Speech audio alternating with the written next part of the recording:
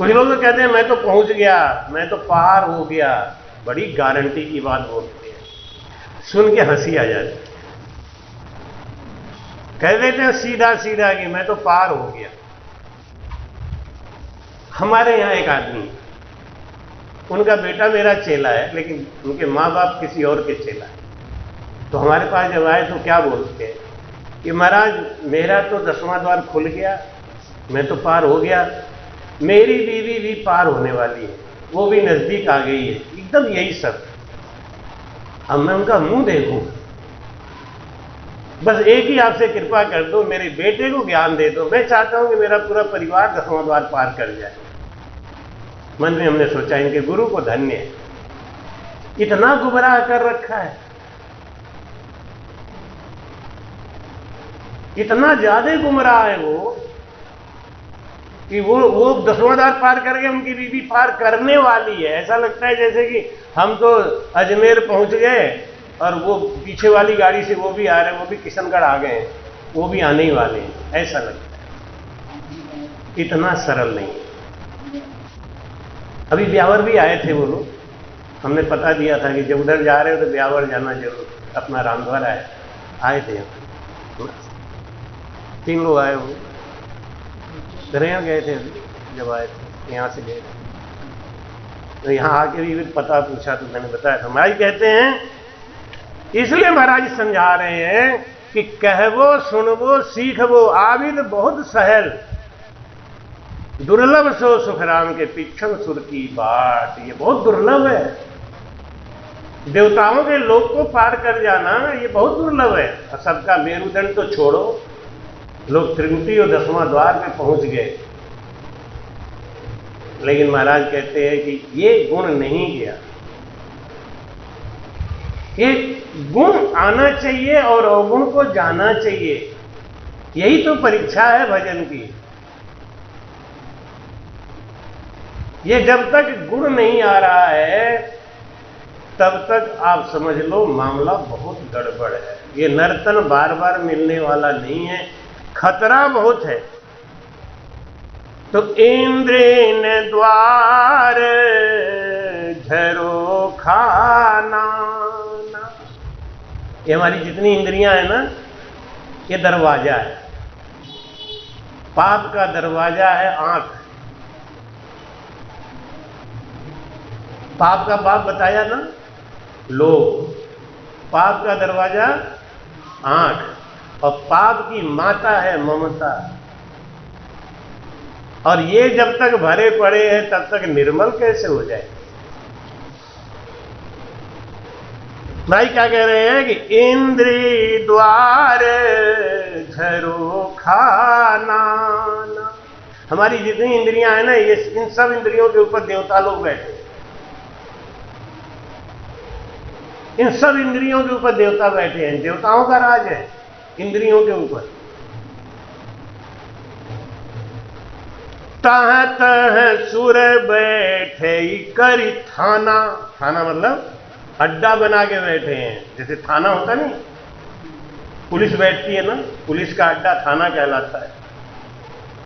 ये ब्यावर का थाना है, ये अजमेर का थाना है, किशनगढ़ का थाना है। जितनी हमारी इंद्रियां हैं उन इंद्रियों के ऊपर एक एक देवता का थाना है, वहां की वो दरोगा है। अब आप सोचो, जिस क्षेत्र के दरोगा के क्षेत्र में आपको जाना है तो कैसे पार हो। बाद में बताएंगे, पार होने का तरीका भी बताएंगे। लेकिन महाराज जी अभी समझा रहे हैं कि आवत देखे विषय बयारी, आवत देखें विषय बयारी, ते हठी देही कपाट उघारी। आंख बंद करके भजन कर रहे हैं, जब तक किसी की मधुर सुर कान में आई। कौन है, कौन आया? हेलो, ये देवता है ना, आंख के ऊपर बैठे हैं, तो ये कैसे आंख उघारे। अब आप चाह रहे हैं हम भजन कर रहे हैं, लेकिन ये देवता है ना, आंख उघार के दिखा देते हैं। देखो, आवत देखें विषय बयारी। जैसे कान का विषय क्या है? सुनना। आंख का विषय क्या है? देखना। नाक का विषय क्या है? सूंघना। जीभ का विषय क्या है? रस लेना। है? भजन कर रहे जब तक बगल में कोई, एक बात है, आज चाय बड़ी जोरदार बनी है, बहुत स्वाद है, तब तक जीभ में पानी आ गया। देवता ने अपना काम कर दी। आवई देखई विषय बयारी ते हठ देई कपाट, हठ जिद करके उठा दे। कौन उठाता है? देवता। हम भजन छोड़ के उठ जाते। जैसे अभी भजन कर रहे जब तक क्या हो के आ गया, क्या बन के आ गया? दलिया बन के आ गया। अब भजन कर रहे। देखो माता जी समझ गई, हमारे ऊपर बोल रहे हैं। मैं बोल तो देता हूं, मैं सबको छोड़ता तो नहीं किसी को। अब भजन करेंगे, हमसे करेंगे बार बार, एकदम शांति से आप भी बैठो, भजन करो, मैं भजन करो। इतने में कमलेश लिया दलिया। तो हमने कहा हम तो खाएंगे, क्यों नहीं खाएंगे? तो हमारा मन उसी में लगा रहेगा फालतू में, तो हम तो खा लिए। हमारा रख दो, अभी नहीं खाएंगे। तब तक क्या हुआ? ठंडा हो गया। अरे मेरा दलिया ठंडा हो गया, थोड़ा गर्म कर लिया बेटा, तो अब गर्म कर गया। अच्छा खा ही लेते हैं। हाँ तो खा ही लेते। देवता है ना ये स्वाद लेने के लिए देवता बैठे हैं। वो दिमाग में अरे खा लो, भजन बाद में हो जाए। यही बात है। इसको पहचानना है। तो कैसे लड़ेंगे इनसे? सब जगह तो देवता ही बैठे हुए।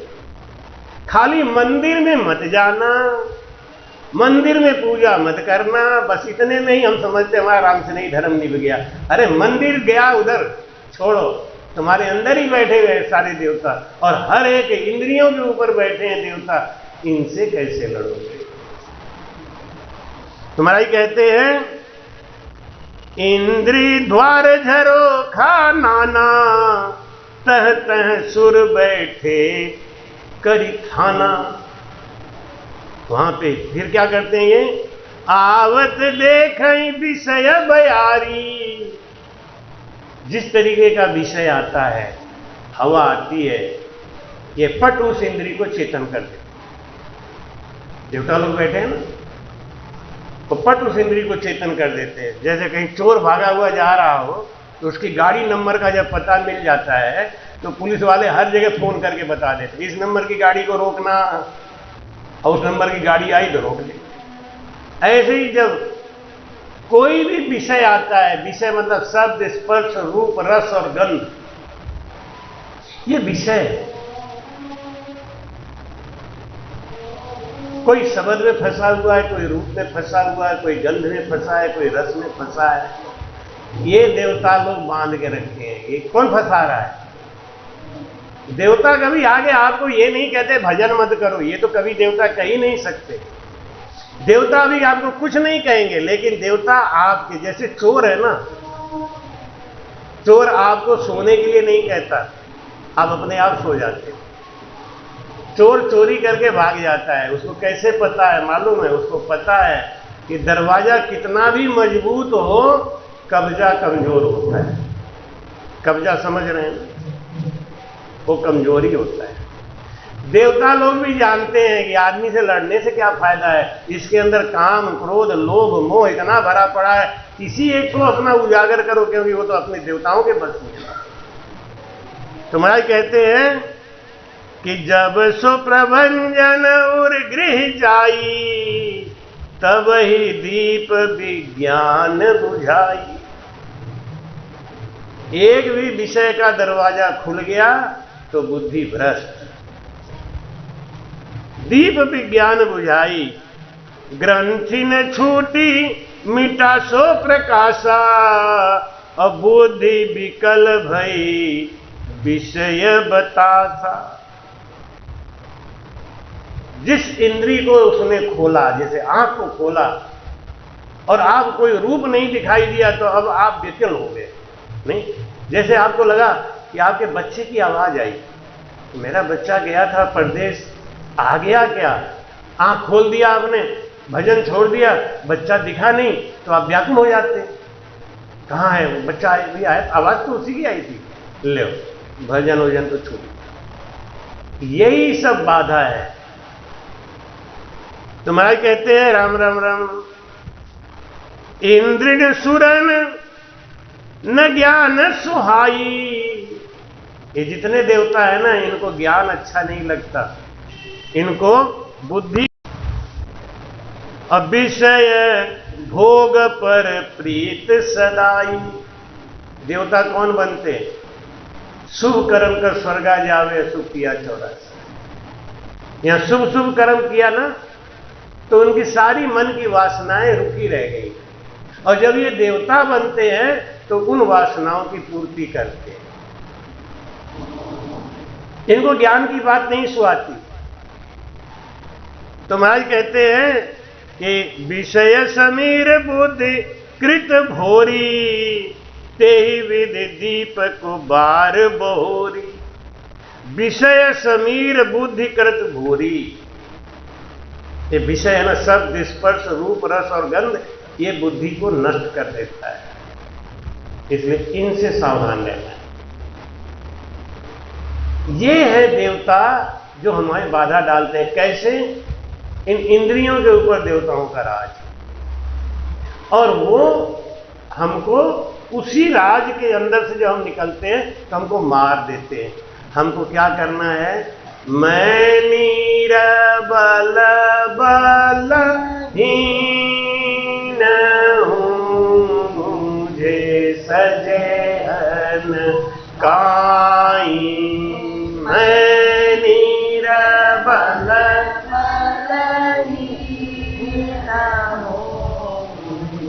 सजे हन शरणागत सुख राम गए, हरि मिलो मान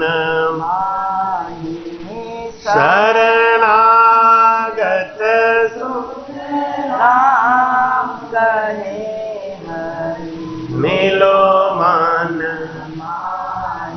ऐसा भेद बताव जो समरथ गुरु मेरा, राम मिलो इन देह में काटूं विष, राम मिलो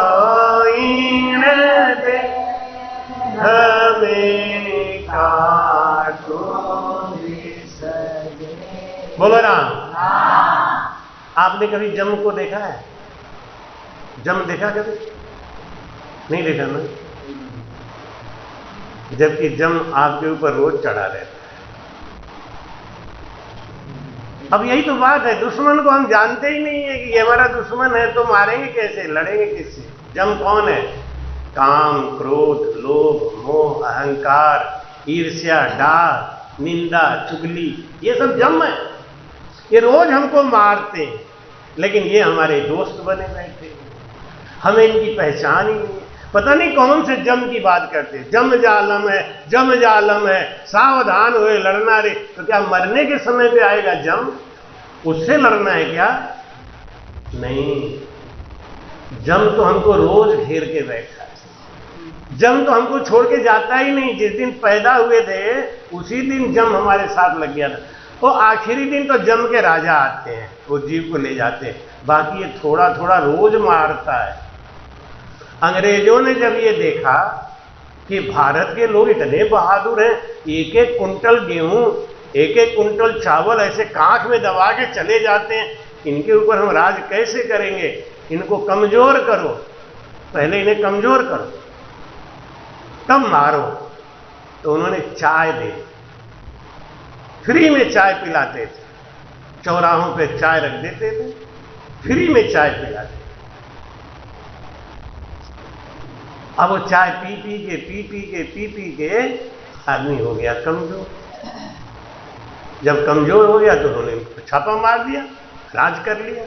ऐसे ही जम जो है ना, ये 14 जम जो हमारे अंदर बैठे हुए हैं, ये रोज हमको मारते।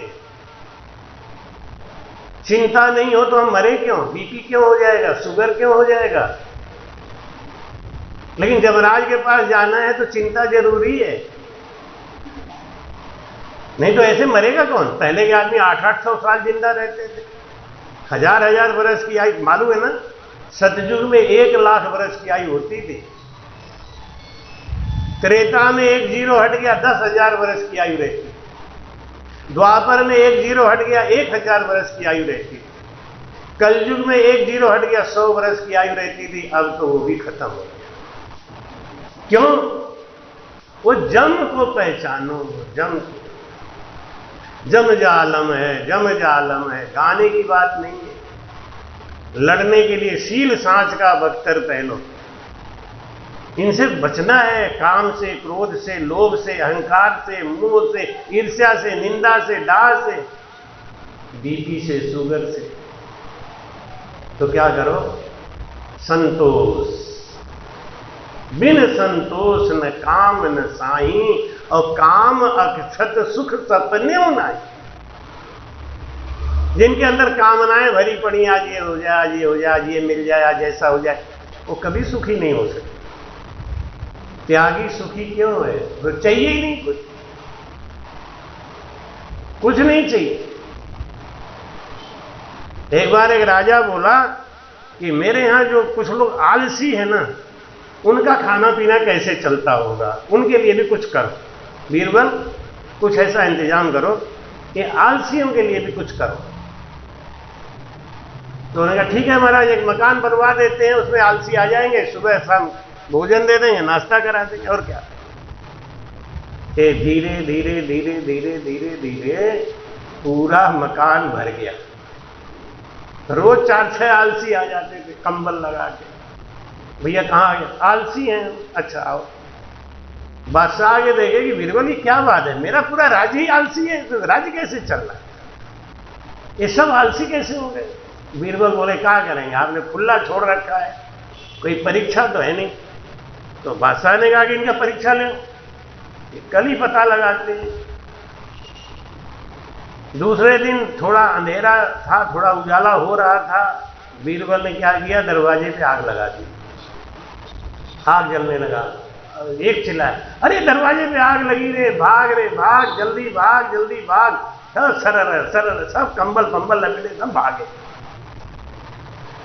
2 आलसी पड़े रहे। एक बोला कि अरे सुना है कहीं आग लग गई है दरवाजे पे, सारे के सारे भाग रहे हैं। दूसरा बोला पागल कहीं का, सूता नहीं, बोलने में आलस भी आ रही थी। बीरबल ने कहा बस 1-2 पक्के आलसी हैं, बाकी तो सब बेकार थे, इनको सबको भगाओ, इन्हीं 2 को पेंशन दो बस। महाराज कहते हैं कि ये बुद्धि है ना, ये भी एक तरीके की जम है। सात्विक बुद्धि नहीं है तो जम है। ये देवताओं की दी हुई चीज हमारे अंदर रखी हुई है, तो वो कैसे जाएगी? वो संतोष। बिन संतोष। लेकिन संतोष कैसे आएगा? शील सांच संतोष कब आएगा? ज्ञान बिन वरम नहीं। ज्ञान आ जाएगा। ज्ञान कब आता है? जब हम भजन करते हैं ना, तो हमारा एक एक अवगुण छूटना शुरू हो जाता है। भजन की बस यही परीक्षा है। कोई कितना भी आपको चिल्ला के कहे कि हमारा 10वां द्वार पार हो गया, हम तो अट्ठे पहुंच गए कि अट्ठे पहुंच गए कि हमारा तो अधर में, किसी बात पे भरोसा मत करो। भरोसा कर तो उनके गुण को देखो, उनका गुण कैसा है। गुण बदल रहा है तो ठीक है। महाराज कहते हैं कि मेरे राम रसायन बूटी, मेरे राम रसायन पीवत रोग गया सब छूटी, पीवत रोग गया सब छूटी, मेरे राम रसायन बूटी, मेरे राम रसायन।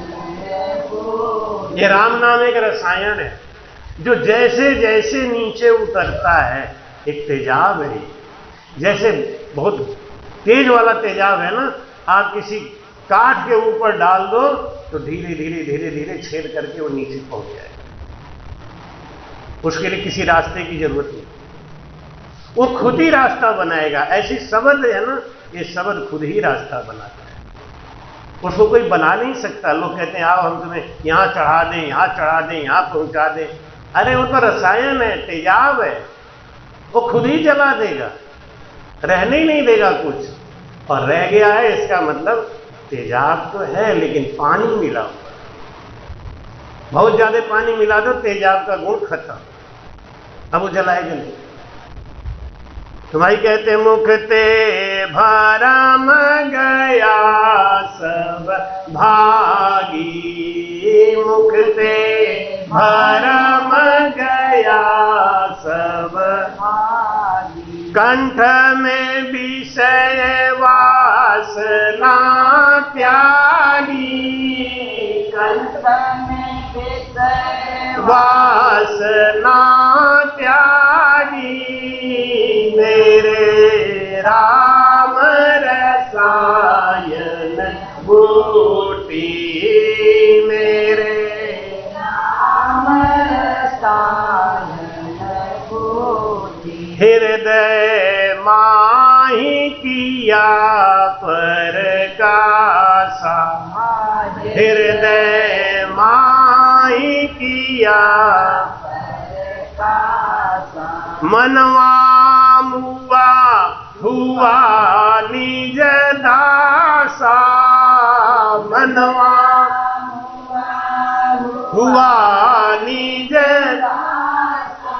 मेरे राम रसायन बूटी, मेरे राम रसायन बूटी, पीवत रोग गया सब छूटी, पीवत रोग गया सब मेरे राम रसायन बूटी, मेरे राम रसायन बूटी। अब भजन आ गया हृदय से नाभि में, तो नाभि में आके क्या क्या गुण बदला।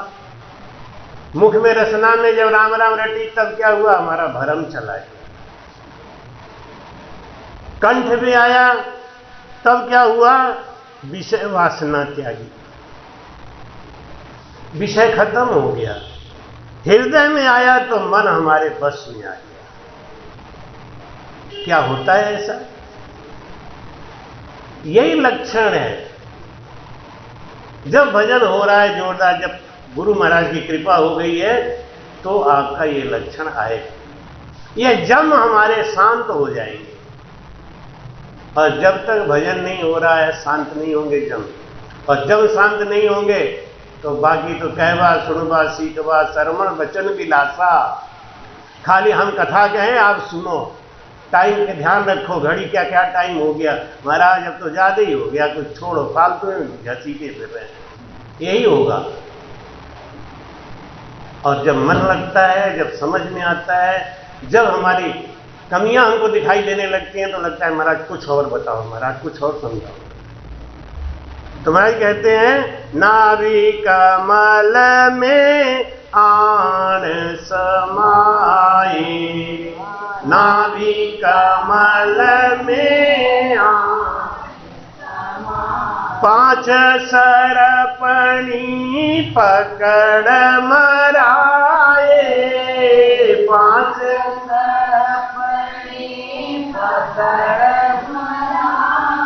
मेरे राम रसायन बूटी, मेरे राम रसायन बूटी, उल्टा चढ़ा पीछम की घाटी, उल्टा चढ़ा पीछम की घाटी, कलह कल्पना ले मुरदाठी, कलह कल्पना ले दाती मेरे राम रसायन राम रसायन बूटी सूरा संत मेरु में मंडिया सुरा संत में मरिया धाया काल करम सब छेड़िया ढाया आया काल करम सब छेया मेरे राम रसायन बूटी राम रसायन बूटी चढ़ आकाशा त्रिगुटी नहाया चढ़ खासा त्रिगुणी नहाया संशय सोगरु रोग गमाया संशय सोगरु रोग गमाया मेरे राम रसायन बूटी राम रसायन बूटी त्रिगुण ताप मोह सब गलिया त्रिगुण ताप मोह दुख गलिया काम क्रोध सहजा पर जलिया काम क्रोध सहजा पर गलिया मेरे राम रसायन बूटी मेरे राम रसायन बूटी नवतत 5-25 नवतत 5-25 रामदास पीनीर भय हुआ रामदास पीनीर भय हुआ मेरे राम रसायन मेरे राम रसायन पीवत रोग गया सब छूटी पीवत रोग गया सब छूटे मेरे राम रसायन बोलो राम। महाराज कहते हैं कि राम रसायन ऐसी बूटी है जिसको पीने से हमारे आवागमन का चक्र छूट जाता है।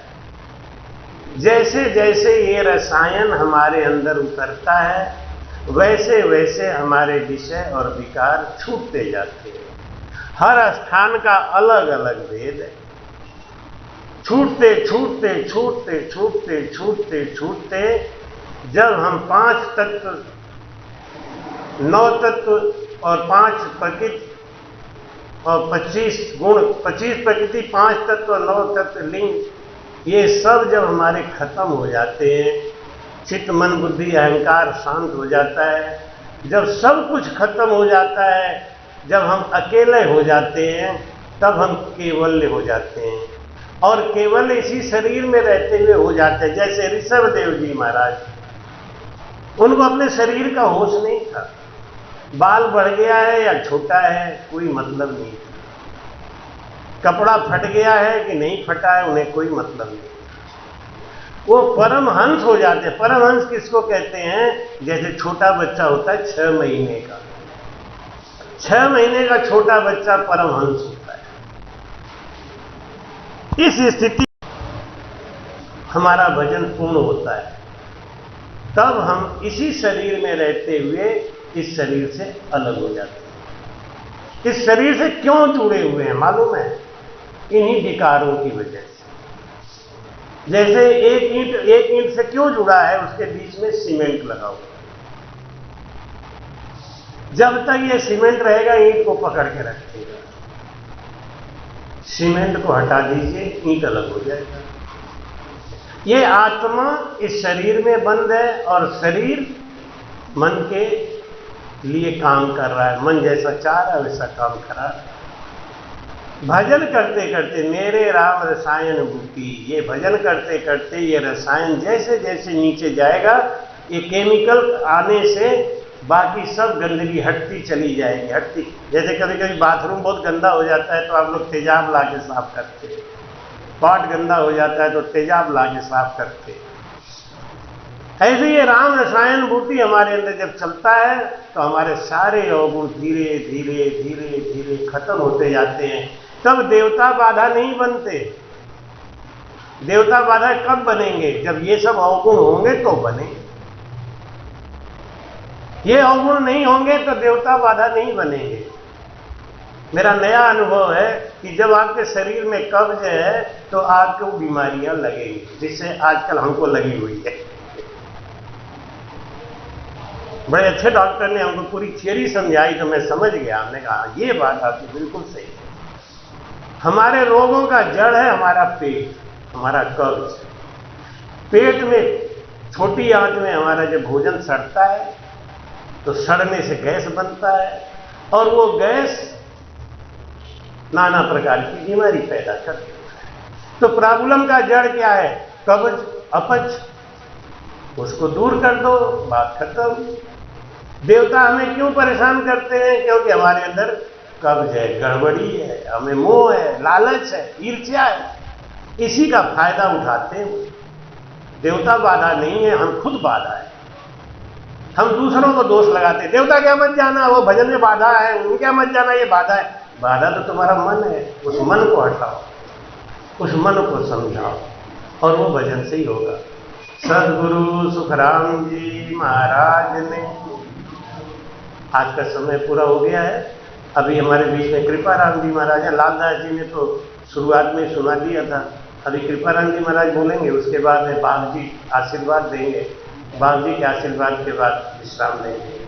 अभी 11:10 हुआ है। ये घड़ी तो बहुत फास्ट है, ये घड़ी बहुत तेज है। अभी 11:10 हुआ है और ये 11:30 बजा दिए। लालदास जी ठीक है। हाँ, अभी कृपाराम जी बोल मेरा।